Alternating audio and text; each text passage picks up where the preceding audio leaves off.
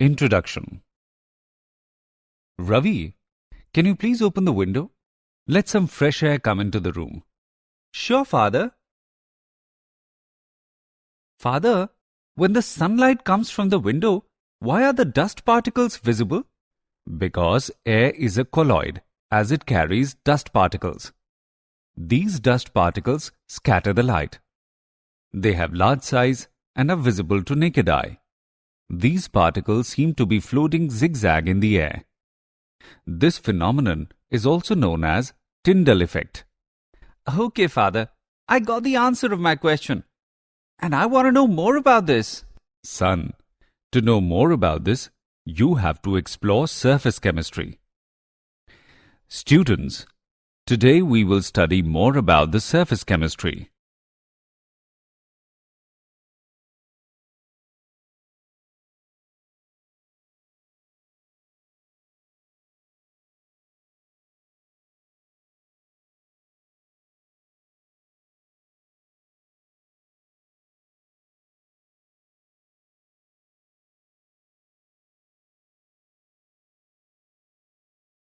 Objectives. At the end of this lesson, you will be able to define surface chemistry, understand mechanism of adsorption, classify adsorption, know about applications of adsorption, define and classify catalysis, analyze mechanism of enzyme catalysis, define and classify colloids,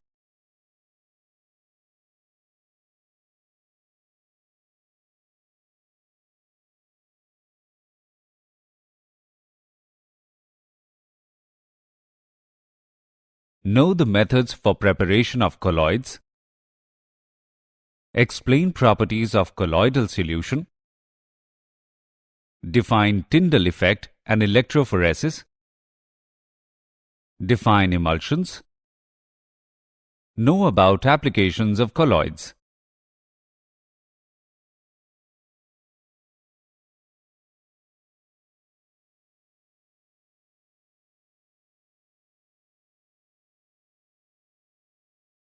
Definition. Surface chemistry is that branch of physical chemistry which deals with the study of the phenomena occurring at the interface, that is, the boundary separating two bulk phases. Solid-solid, solid-liquid interfaces are known. As gases are completely miscible, they do not form any interfaces. Interface is only a few molecules thick, but the area is dependent on the particle size of the bulk phases.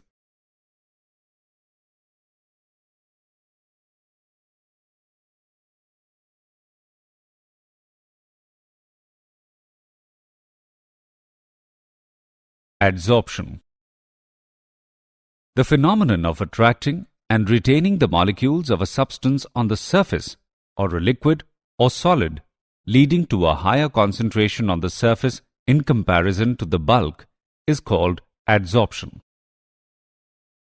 For example, when oxygen gas is taken in a closed vessel containing powdered charcoal, then the pressure inside the enclosed vessel decreases. This is due to adsorption of the gas molecules on the surface of charcoal. The substance accumulating at the surface of the solid during adsorption is called adsorbate. The surface on which adsorption occurs is called adsorbent.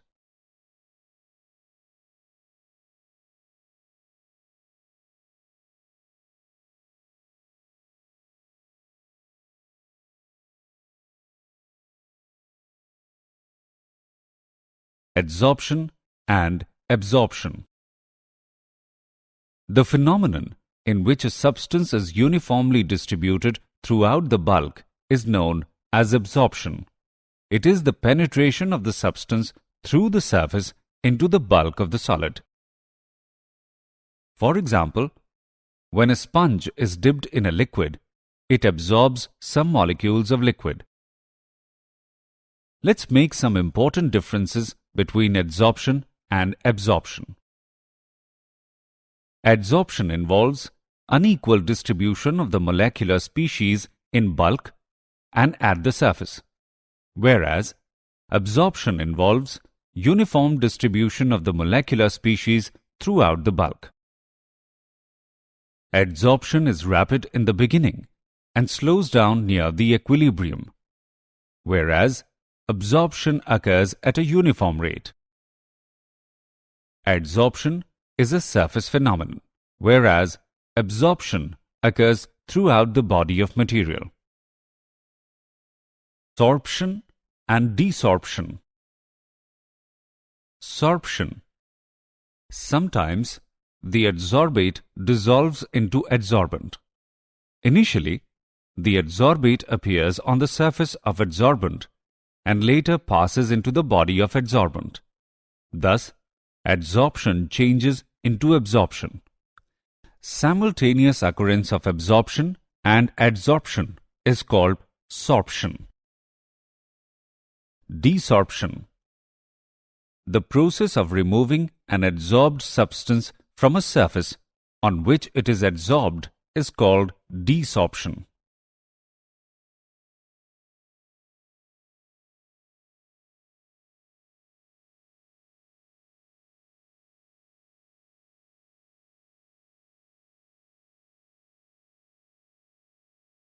Mechanism of adsorption. The amount of heat evolved when 1 mole of the adsorbate is adsorbed on adsorbent surface is called enthalpy of adsorption.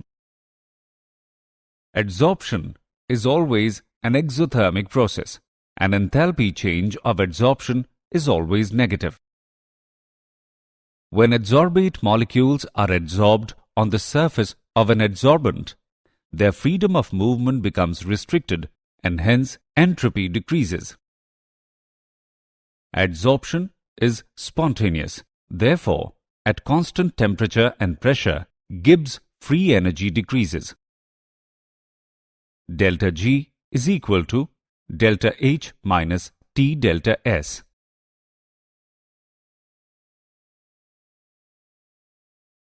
Types of adsorption. Depending upon the nature of forces existing between adsorbate molecules and adsorbent, the adsorption can be classified into 2 types: physical adsorption and chemical adsorption. Physical adsorption. If the forces of attraction existing between adsorbate and adsorbent are van der Waals forces, the adsorption is called physical adsorption. Since the forces existing between adsorbent and adsorbate are very weak, therefore, this type of adsorption can be easily reversed by heating or by decreasing the pressure. Chemical adsorption. If the forces of attraction existing between adsorbate particles and adsorbent are almost of the same strength as chemical bonds, the adsorption is called chemical adsorption. Since forces of attraction existing between adsorbent and adsorbate are very strong, therefore, this type of adsorption cannot be easily reversed.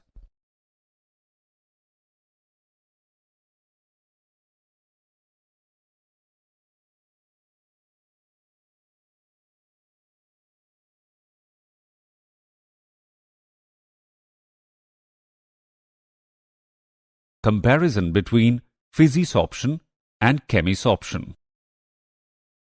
The important difference between physisorption and chemisorption are: low enthalpy of physisorption, usually of the order of minus 25 kJ per mole, whereas high enthalpy of chemisorption, usually of the order of minus 200 kJ per mole.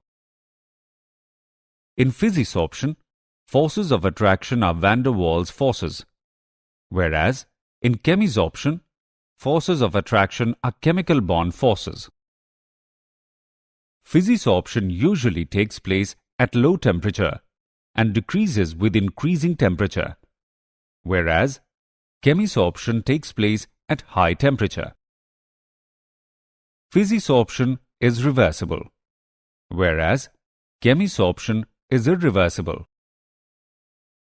Physisorption is related to the ease of liquefaction of the gas, whereas in chemisorption, the extent of adsorption is generally not related to liquefaction of the gas. Physisorption usually forms multimolecular layers on the adsorbent, whereas chemisorption usually forms monomolecular layers on the adsorbent. Physisorption does not require any activation energy, whereas chemisorption requires activation energy.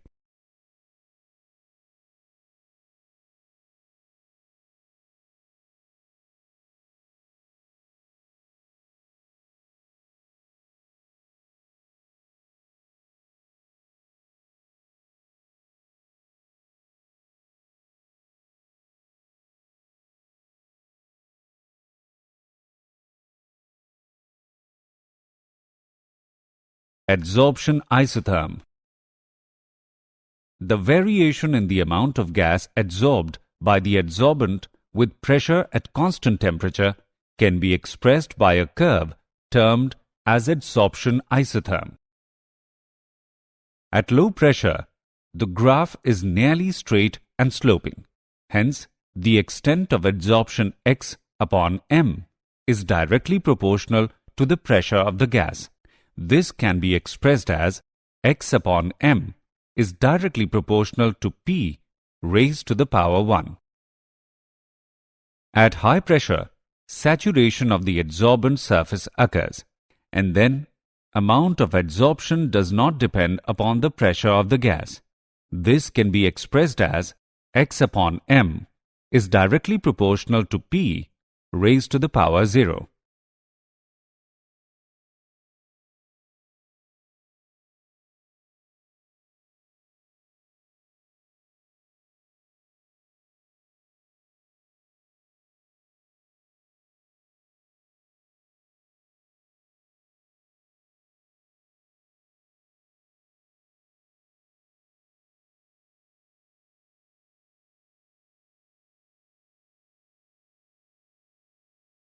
Freundlich isotherm.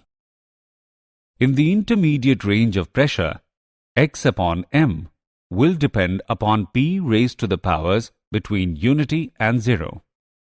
This can be expressed as x upon m is directly proportional to P raised to the power 1 to 0, or x upon m is directly proportional to P raised to the power 1 upon n, where value of n is less than 1, or it can be written as x upon m is equal to k multiplied by P raised to the power 1 upon n. K and n are constant, whose value depends upon the nature of gas and the adsorbent solid at a particular temperature. Taking logarithm on both sides, we get log x upon m is equal to log k plus 1 upon n log p. The graph between log x upon m and log p is a straight line. The slope of the line is equal to 1 upon n, and the intercept on log x upon m axis will correspond to log k.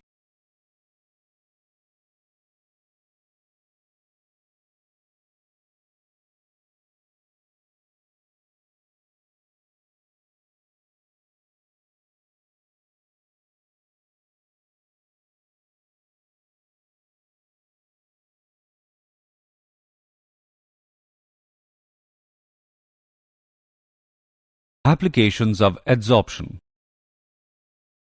Gas masks.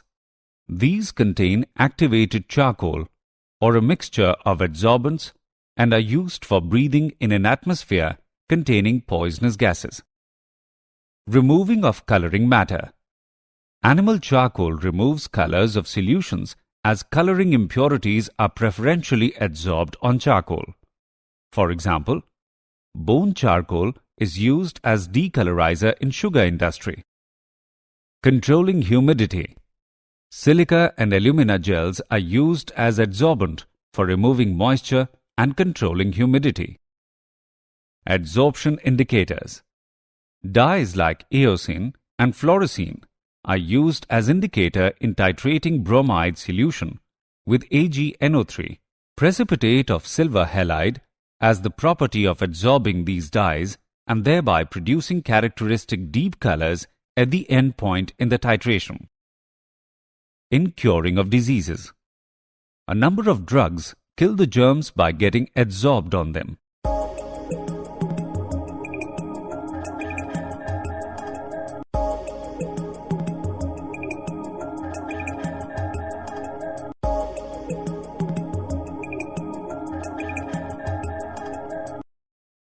Removal of hardness of water. Ion exchange resins are used for removal of hardness of water. Some other applications of adsorption. Heterogeneous catalysis. There are many gaseous reactions of industrial importance involving solid catalyst. Adsorption of reactants on solid surfaces increases rate of reaction. For example, manufacture of ammonia, sulfuric acid, and hydrogenation of oils. Chromatographic separation. Components of mixtures, especially of organic compounds, can be separated and identified by chromatographic analysis, which is based upon adsorption phenomenon. For example, thin layer chromatography, paper chromatography, and gas-liquid chromatography. Froth flotation method. Pulverized ore is suspended in water containing some pine oil and a frothing agent. When air is blown into it, the ore particles are adsorbed on the air-oil interface and come to the surface in the form of froth. For example, sulfide ores are concentrated by this method. Separation of inert gases. Due to difference in the degree of adsorption of gases by charcoal at different temperatures, a mixture of inert gases can be separated by adsorption on coconut charcoal.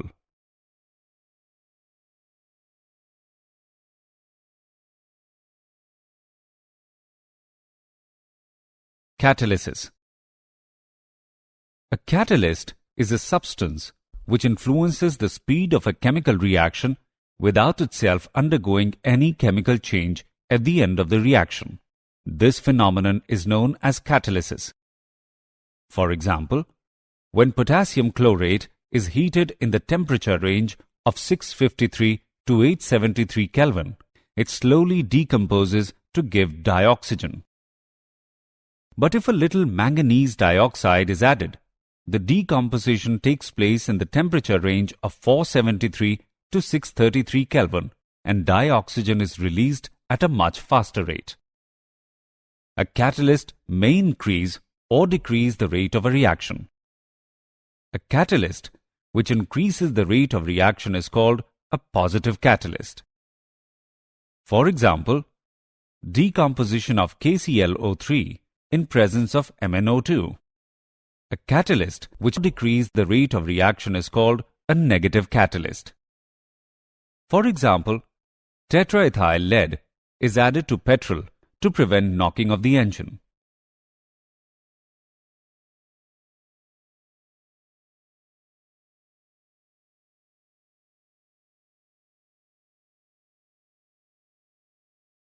Types of catalysis. The catalysis reactions are of two types: homogeneous catalysis and heterogeneous catalysis. Homogeneous catalysis. When the reactants and the catalyst are in the same phase, it is called homogeneous catalysis. For example, oxidation of sulfur dioxide into sulfur trioxide in presence of nitric oxide in the lead chamber process for the manufacture of sulfuric acid. Reactants, sulfur dioxide and oxygen, and the catalyst, nitrous oxide, are all in the same gaseous phase. Heterogeneous catalysis. When the reactants and the catalyst are in the different phase, it is called heterogeneous catalysis. For example, manufacture of methanol from carbon monoxide and hydrogen using ZNO plus Cr2O3 as catalyst, reactants are in gaseous phase and catalyst is in solid phase.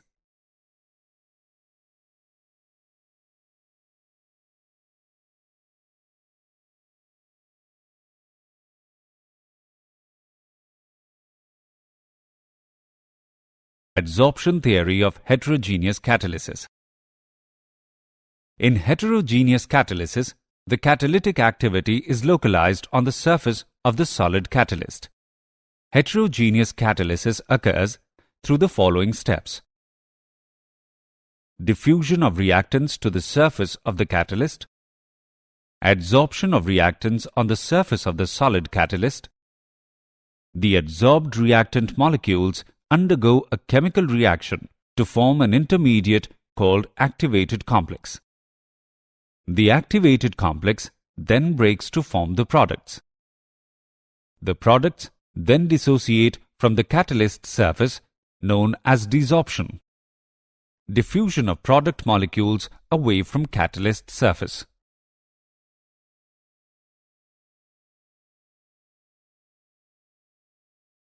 Nature of solid catalyst.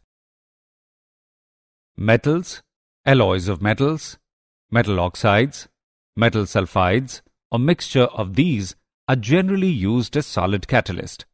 The two important aspects of solid catalysts are activity.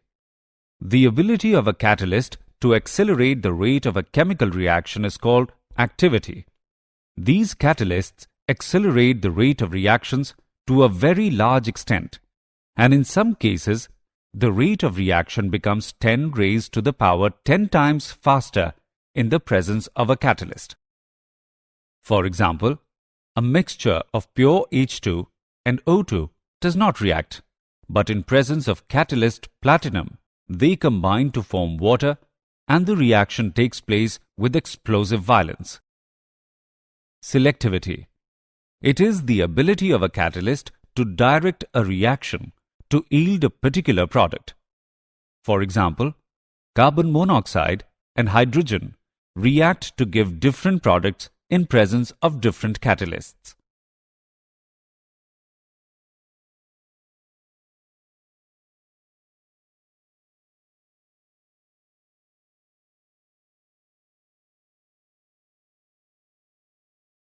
Shape selective catalysis by zeolites. The catalytic reaction that depends upon the pore structure of the catalyst and the size of the reactant and product molecules is called shape selective catalysis. Zeolites are good shape selective catalysts because of their honeycomb-like structures. They are microporous aluminosilicates with three-dimensional network of silicates in which some silicon atoms are replaced by aluminium atoms. The reactions taking place in zeolites depend upon the size and shape of reactant and product molecules as well as upon the pores and cavities of the zeolites. Zeolites are used as catalysts in petrochemical industries for cracking of hydrocarbons and isomerization.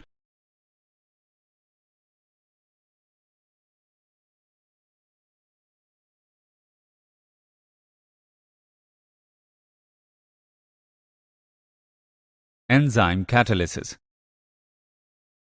Enzymes are complex nitrogenous organic compounds which are produced in living cells of plants and animals. They are also known as biochemical catalysts because of their importance in biochemical processes. Almost all enzymes are complex protein molecules with high molecular mass. Enzymes are produced by living cells. A typical cell, on an average, contains about 3,000 different kinds of enzymes, each enzyme catalyzing a particular reaction. For example, conversion of milk into curd by lactobacilli enzyme present in curd.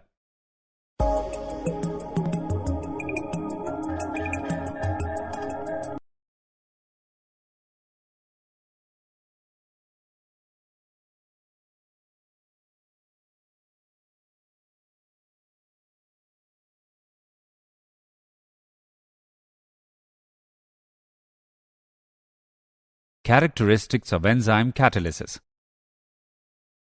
Enzymes form a colloidal solution in water, and hence they are very active catalysts. Like inorganic catalysts, they cannot disturb the final state of equilibrium of a reversible reaction. They are highly specific in nature. One catalyst cannot catalyze more than one reaction. They are highly specific to temperature. The optimum temperature of their activity is 35 degrees Celsius to 40 degrees Celsius. They are deactivated at 70 degrees Celsius.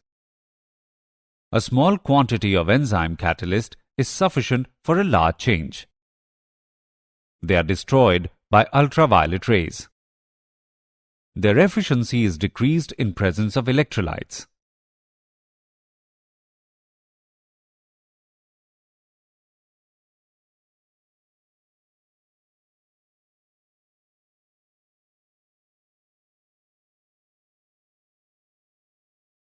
Mechanism of enzyme catalysis. The enzymes are highly specific in their action.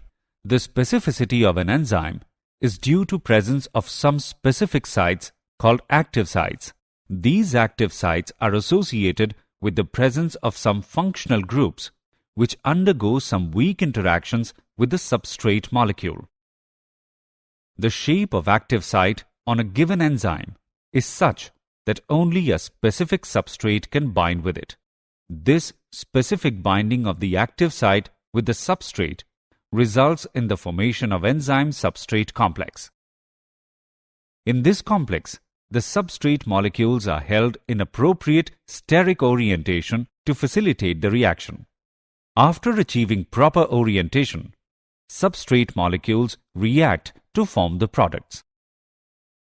As product molecules do not have affinity for the enzyme surface, they immediately leave the surface so that fresh substrate molecules bind with the active site.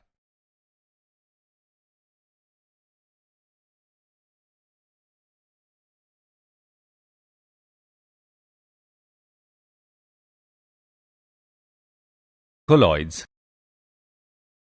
A colloid is a heterogeneous system in which one substance is dispersed as very fine particle having diameters in the range of 1 to 100 nanometer in a continuous medium of another substance.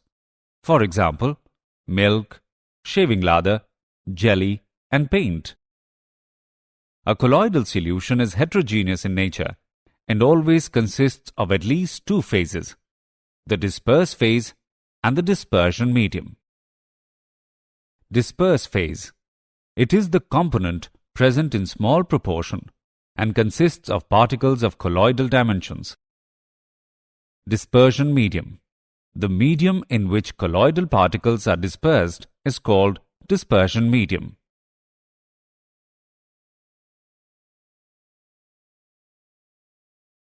Classification based on physical state of colloids. Dispersed phase and dispersion medium can be solid, liquid, or gas. Therefore, 8 types of colloidal system are possible depending upon the physical state of the dispersed phase and the dispersion medium. Rock salt is an example of solid sol. Paint is an example of sol. Smoke is an example of aerosol. Cheese is an example of gels. Milk is an example of emulsion. Fog is an example of liquid aerosol. Rubber is an example of solid foam. Soap lather is an example of foam.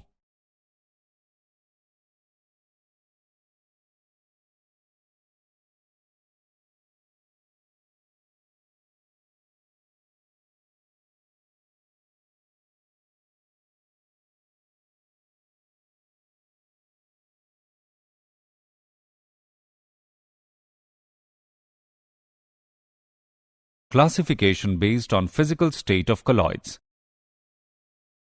On the basis of nature of interaction between dispersed phase and the dispersion medium, colloids are divided into two categories. Lyophilic colloids. Particles of dispersed phase have great affinity for the dispersion medium. They are self-stabilized because of strong attractive forces operating between the suspended particles and the dispersion medium. They are reversible in nature. They are also known as intrinsic colloids. For example, gums, starch, gelatin, and albumin. Lyophobic colloids. Particles of dispersed phase have no affinity for dispersion medium. Rather, they hate dispersion medium. They are not easily prepared and need stabilizing agents for their preservation. They are irreversible. They are also called extrinsic colloids. For example, salts of gold, silver, and ferric hydroxide. Classification based on physical state of colloids. On the basis of nature of the particles of dispersed phase, colloids are divided into three categories. Multimolecular colloids. In this type of colloids, colloidal particles are aggregates of atoms or small molecules with molecular size less than 1 nanometer. These molecules in the aggregate are held by van der Waals forces. For example, a gold salt consists of particles of various sizes, which are clusters of several gold atoms. Macromolecular colloids.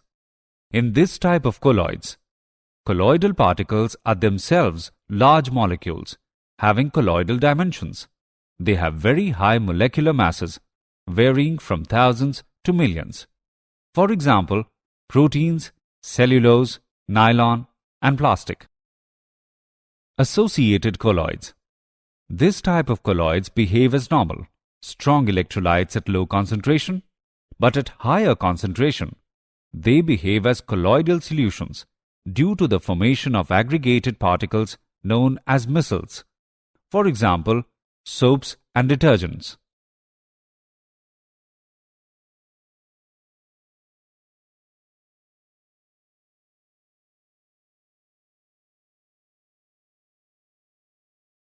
Mechanism of micelle formation.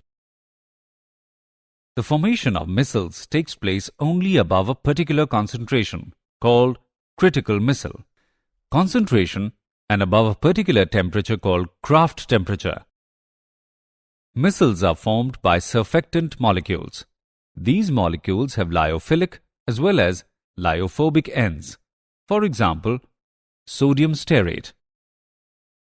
When soap solution is dilute and the concentration is below its CMC, sodium stearate behaves as a normal strong electrolyte. When the concentration exceeds CMC, the non-polar tails of the anion clump into the center of a ball-like structure called a micelle, because these are hydrophobic. The polar head of the molecule presents itself for interaction with the water molecules on the outside of the micelle. This type of micelle is known as normal phase micelle. Inverse micelles have the head group at the center with the tails extending out. These are formed in non-polar media. Preparation of colloids by chemical methods. Colloidal solutions can be prepared by chemical reactions involving double decomposition, oxidation, reduction, and hydrolysis. Double decomposition. A colloidal sol of arsenious sulfide is obtained by passing hydrogen sulfide into a solution of arsenious oxide in distilled water. Oxidation. A colloidal solution of sulfur can be obtained by passing hydrogen sulfide into a solution of sulfur dioxide in water or through a solution of an oxidizing agent. Reduction. A colloidal solution of a metal can be prepared by reducing its salt solution with a suitable reducing agent. Hydrolysis. This method is used to prepare hydroxides and oxides of weakly electropositive metals. A red sol of ferric hydroxide is obtained by the hydrolysis of ferric chloride with boiling water.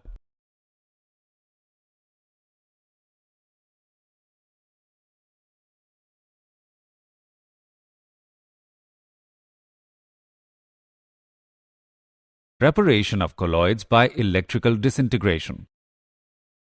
This process is also known as Bredig's arc method. It involves dispersion as well as condensation. Colloidal solutions of metals can be prepared by this method. In this method, electric arc is struck between electrodes of the metal immersed in the dispersion medium. The intense heat produced vaporizes some of the metal, which then condenses to form particles of colloidal size.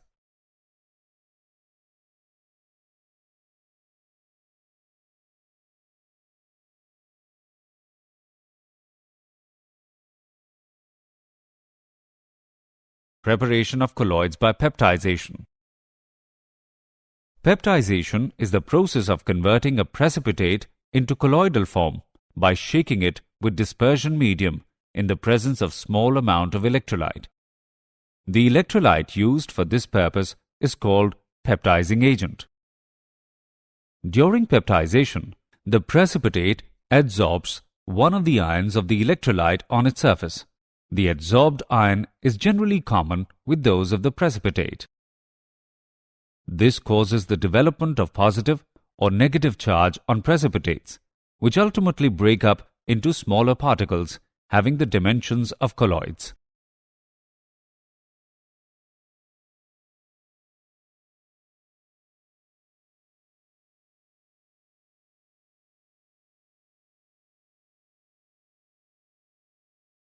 Purification of colloidal solutions. The process used for reducing the amount of impurities to a requisite minimum is known as purification of colloidal solution. The purification of colloidal solution can be done by following methods. Dialysis. It is a process of removing a dissolved substance from a colloidal solution by means of diffusion through a suitable membrane. The apparatus used for this purpose is called dialyzer. Electrodialysis. The process of dialysis is quite slow. It can be made faster by applying an electric field if the dissolved substance in the impure colloidal solution is only an electrolyte. Then the process is known as electrodialysis. Ultrafiltration. In this method, colloidal solutions are purified by carrying out filtration through special type of graded filters called ultrafilters. These filter papers allow the electrolytes to pass through them but do not allow colloidal particles.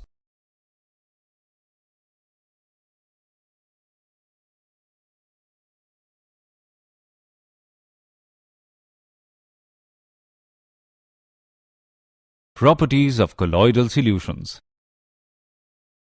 Colligative properties.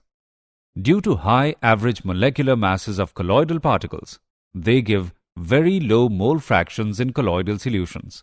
Hence, they possess very low values of colligative properties. Filtrability. The size of the colloidal particles is less than the pores of the filter paper, and therefore, they easily pass through a filter paper. They cannot pass through the UF membrane.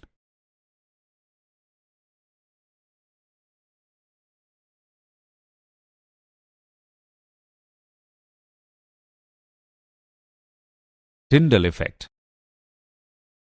When a strong beam of light is passed through a true solution, it cannot be seen unless the eye is placed in the path. However, when the same beam of light is passed through a sol, the path of light becomes visible with a bluish light. This phenomenon is called Tyndall effect. This phenomenon is due to scattering of light from the surface of colloidal particles. Colloidal particles are too small to be seen with naked eye. They scatter light and become visible as bright spots or disks of light against a black background when viewed through an ultramicroscope.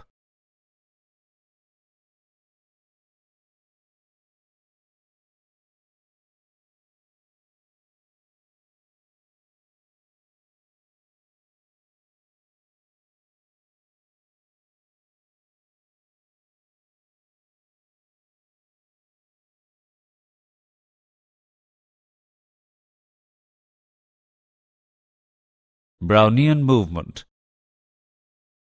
When colloidal salts were observed under a microscope, scattered light was seen moving in a zigzag motion. As the light is scattered by colloidal particles, these particles execute ceaseless, erratic random motion called Brownian movement. It is due to the bombardment of colloidal particles by the molecules of the dispersion medium. Due to Brownian movement, the colloidal particles do not settle down under the force of gravity, and therefore it is an important factor for the stability of the sol. Electrophoresis. The particles of the colloidal solution are electrically charged. The existence of the electric charge is shown by the phenomenon of electrophoresis. It involves the movement of colloidal particles either towards the cathode or anode under the influence of electrical field. The colloidal solution is placed in a U-tube fitted with platinum electrodes. On passing an electric current, the charged colloidal particles move towards the oppositely charged electrode.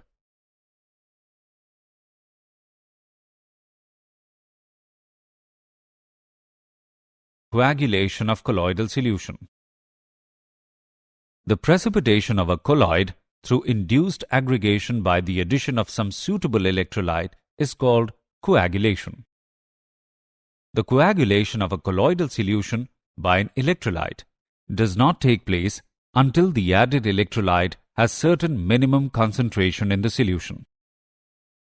The minimum concentration of the electrolyte in millimoles that must be added to 1 liter of the sol so as to bring about complete coagulation is called the coagulation value of the electrolyte for the sol.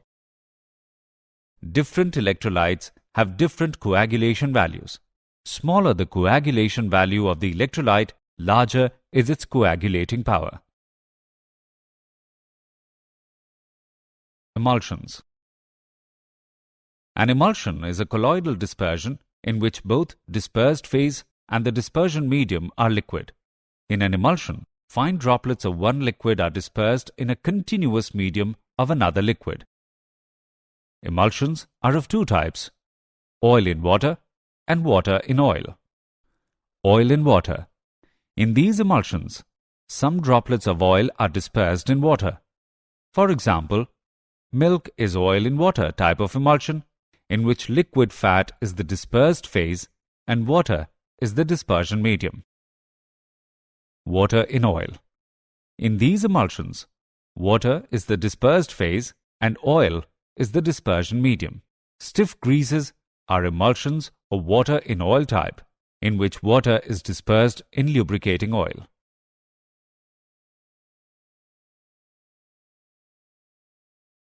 Colloids around us. Colloids play a very significant role in nature and our daily lives. Some important examples are as follows. Blue color of the sky. It is due to scattering of light by colloidally dispersed dust particles in air that sky looks blue. Fog and mist. They are colloidal systems. When large mass of air containing dust particles cools below its dew point, the moisture present in the air condenses on the dust particles, forming fine droplets. Food items. Most of the food items are colloidal in nature. Blood. It is a colloidal solution of an albuminoid substance. Soils. Fertile soils are colloidal system, and on account of their colloidal nature, soils absorb moisture and nourishing materials for plants. Paints. All paints are colloidal dispersions of solid pigments in a liquid medium.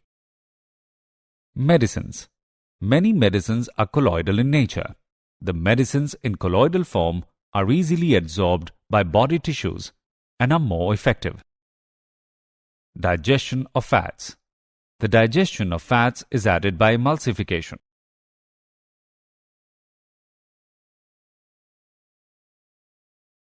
Applications of colloids. Due to the presence of electrical charge on colloidal particles, they are good conductors. Some important applications of colloids are rubber plating. The negatively charged rubber particles from the rubber sole are deposited on wares and handles of different tools by electroplating. Sewage disposal. Sewage water contains particles of dirt, rubbish, etc., which are of colloidal size, carry charge, and therefore do not settle down easily. These particles can be removed by electrophoresis. Cottrell smoke precipitator. Smoke is made free of colloidal particles by passing it through Cottrell precipitator installed in the chimney of an industrial plant. Formation of delta. When river water comes in contact with seawater, coagulation of colloidal particles occurs. These coagulated clay particles settle down at the point of contact and gradually river bed starts rising. Artificial rain. It is caused by spraying oppositely charged colloidal dust or sand particles over the clouds.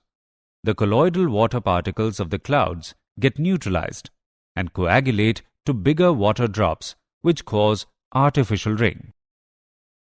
Purification of water. The colloidal particles present in water can be precipitated by addition of small amount of alum. The Al+3 ions furnished by alum help in coagulation of impurities which are present in the colloidal form.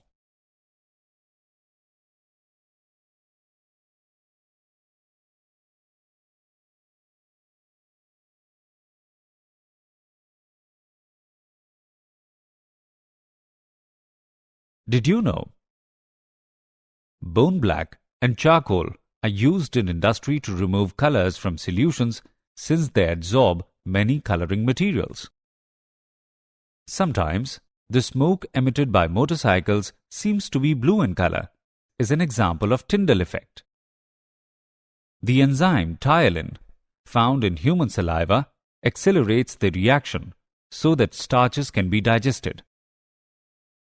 The clotting of blood is an example of coagulation.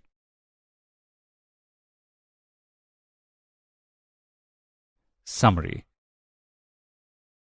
Let us summarize what we have learnt.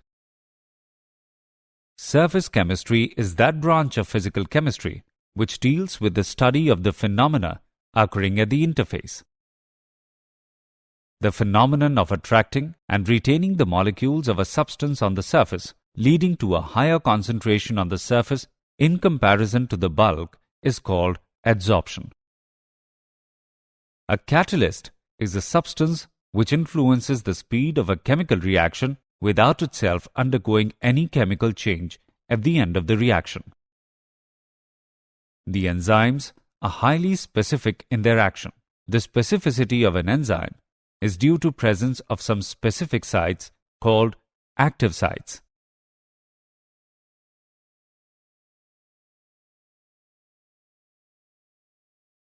A colloid is a heterogeneous system in which one substance is dispersed as very fine particles in a continuous medium of another substance. Peptization is the process of converting a precipitate into colloidal form by shaking it with dispersion medium in the presence of small amount of electrolyte. The precipitation of a colloid through induced aggregation by the addition of some suitable electrolyte is called coagulation. An emulsion is a colloidal dispersion in which both dispersed phase and the dispersion medium are liquid.